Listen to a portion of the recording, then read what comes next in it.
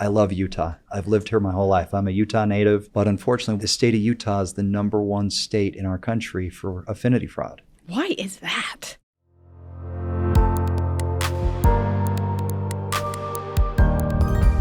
We've talked about taxes. We've talked about legacy planning.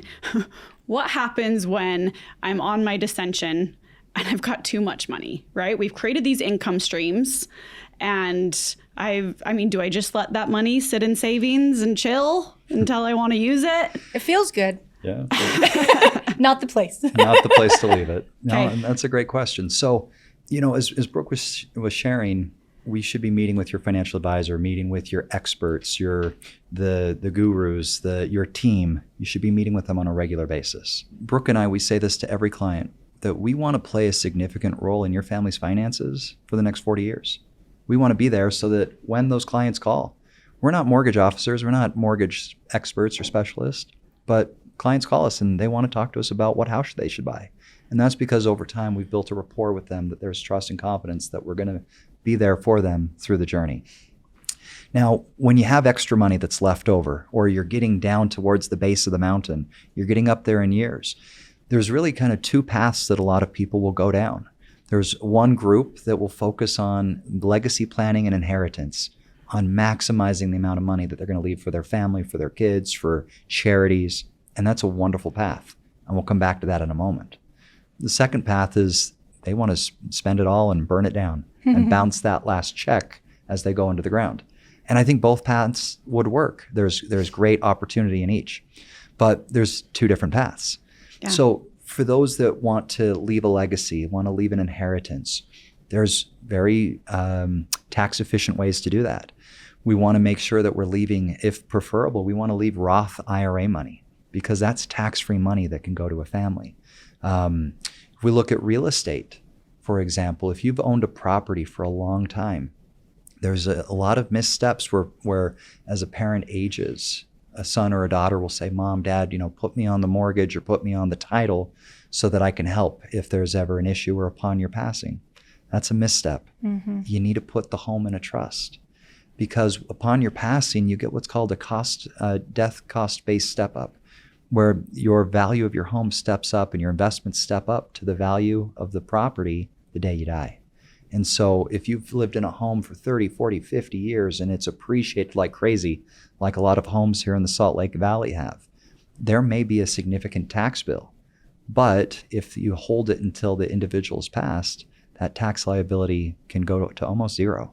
So there's some important things you can do. I would also just share that as you look at what dollars you draw down, as Brooke talked about, with qualified charitable distributions, there's ways that you can gift to charities. You can gift over almost $100,000 a year to charities tax-free. You can also look at gifting money to your children while you're alive. There's a concept that I love. It's called selfish gifting. Now, I know that may seem like a oxymoron. It is, right? But what we mean by selfish gifting is, go and create experiences and memories with your family. We had a client a number of years ago, the husband and wife, they had run a very successful business. They had accumulated a lot of money. And when they sold their business, they sold it for several $1 million. Every step along the path, they had done so well. They had checked every box at every milestone. And yet, about 6 months after they had retired and had gone on a couple of really great vacations, the husband was diagnosed with cancer. And unfortunately, he was gone less than a year after. And so as we met with them through that process, everything was in place. But now we have a widow who's in her early 60s with all the money in the world that she would ever need. And yet she doesn't have a partner to be with, to go and travel and do all those things that they had wanted to in retirement. So as we visited with her and as we counseled together, she has a large family, a lot of grandkids, and they're, of course, what bring her the most joy. And so we set up a plan where she now goes and she pays for those events. She pays for a trip once a year for her kids and for her grandkids to Disneyland or to Florida or to Moab or St. George. They go somewhere. And now grandma foots the bill for it. And that's expensive because there's a big family. But she is creating experiences with her family, with her children, her grandchildren, that long after she's gone, those kids will still have those memories with grandma. Of course, she would wish she could have those with grandma and grandpa, but at least she's having those with grandma. And those kids are going to remember that, and that's going to be far more important than leaving them money after she's gone. So don't just leave it in savings. No. Yeah. No. I love that. What are other milestones as we make this descent? And I'm curious, when I get to the bottom of the mountain, does that mean I'm dead? Yeah. Okay. Just You get a medal, and then you. Yeah. And you don't get to take any of it with you. right. So, another important milestone to consider is healthcare costs, is long-term care. By putting assets into a trust, it's a way of being able to protect assets from long-term healthcare costs. Now, this is something that we would have you talk to an attorney about to make sure it's done properly. But having your assets, your home, your bank accounts listed in a trust can be a benefit for if that day ever comes that you go into a nursing home or a care facility. And unfortunately, healthcare is so expensive in this country right now. And long-term care is not covered by Medicare.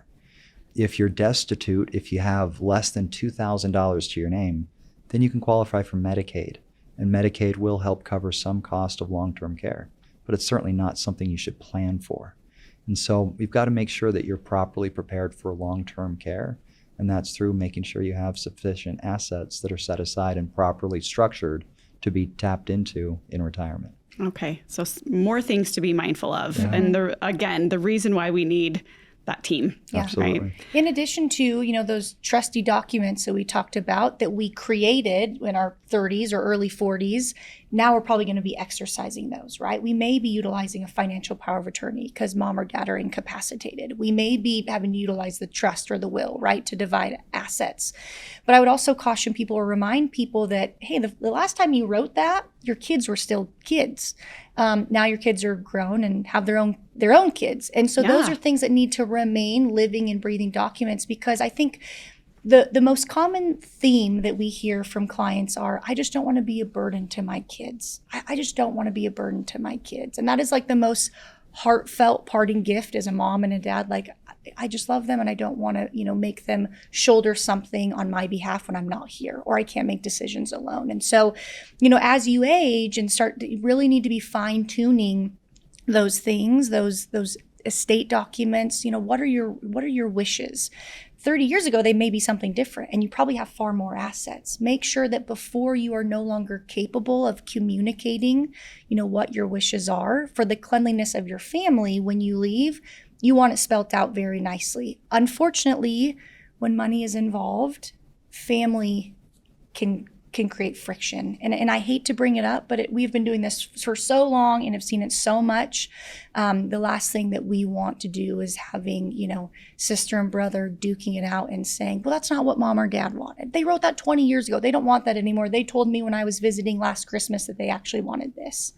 And so, it's hard to talk about those, end of life stages, but it's so important to be prepared so you don't leave your family kind of cleaning up your mess. Because it's a big, even in the most perfect written out plans, it's still a full-time job for the person that you appoint to settle your estate and your trust. Okay. Lots of things to be mindful of. Yeah. One thing that we haven't touched on in this descension down Mount Everest is fraud. I'm glad you brought that up. Yeah. Tell me more. Yeah. What do we need to be mindful of when it comes to this? That's a wonderful thing to discuss. So unfortunately, Kristalina, I love Utah. I've lived here my whole life. I'm a Utah native. I've lived in Utah my whole life. Been in southern Utah for the past 12, 13 years. I love it. But unfortunately, one thing that also comes with Utah is what's called affinity fraud. And the state of Utah is the #1 state in our country for affinity fraud. Why is that? Well, so what affinity fraud is it's investing or being frauded or having fraud perpetrated on an individual through networks that they have in the community or through their friend group, or that you made an investment decision because someone is on the PTA board or is in your HOA organization or goes to the same church as you. And that individuals make investment decisions based off of the relationship they have with the person, not based off the merit of the investment or the financial decision they're making. And so Utah is just a hotbed for that, and it's unfortunate. And as people age, as their capacity diminishes, which is a part of aging, fraudsters love to target elderly individuals. And so that's a huge problem. And so it's something that as an individual, as you age, you need to be aware of that.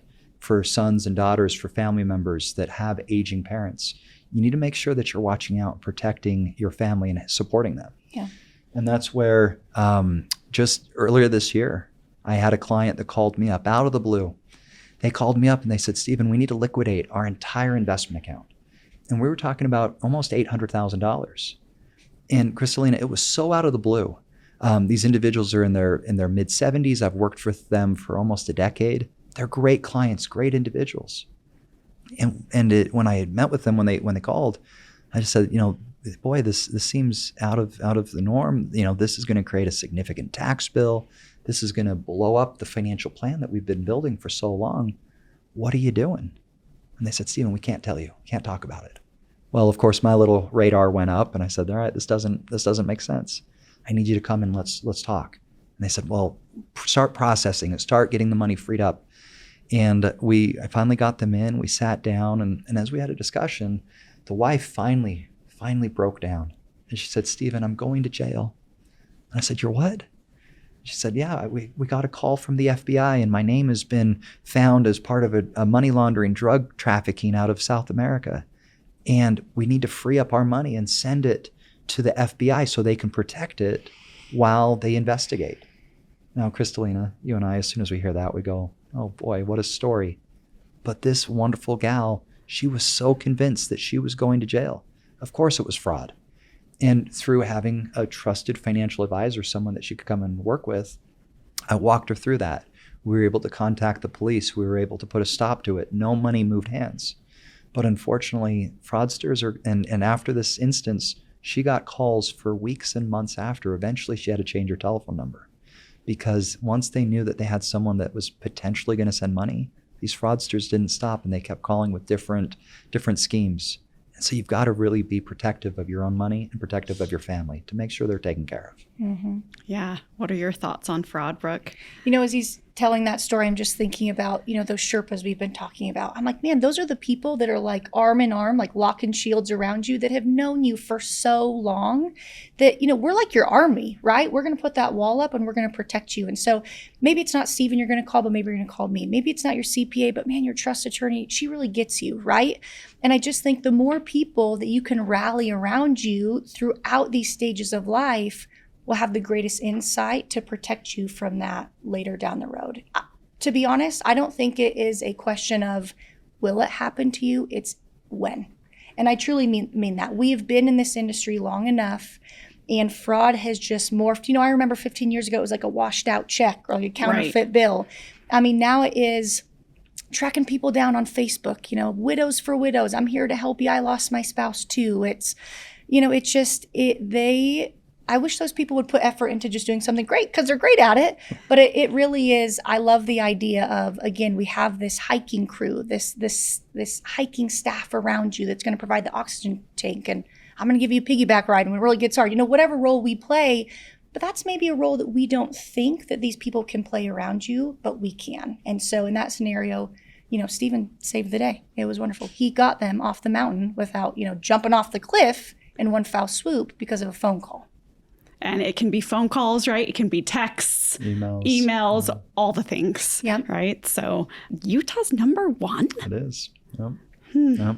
And it's unfortunate. It's a beautiful state, but there are some problems. We've got to be careful.